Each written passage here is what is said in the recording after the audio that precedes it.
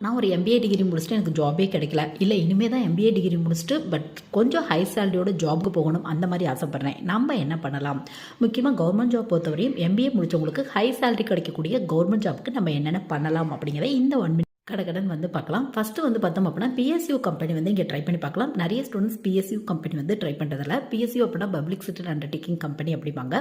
So இந்த கம்பெனியில் நான் ட்ரை பண்ணோம் அப்படின்னா என்ன பண்ணலாம் அப்படின்னு பார்த்தோம் அப்படின்னா, நீங்கள் ஃபஸ்ட்டு படிக்க ஆரம்பிக்கும் போதே டாப் லெவல் ஐஏஎம் மாதிரியான காலேஜ் வந்து நீங்கள் டார்கெட் பண்ணணும். அங்கே பிளேஸ்மெண்ட்டுக்கு எப்படி ஒரு கம்பெனி வராங்களோ அதே மாதிரி இந்த பிஎஸ்யூ கம்பெனியும் வருவாங்க. ஸோ அந்த மெத்தட் வந்து நீங்கள் ட்ரை பண்ணி பார்க்கலாம்.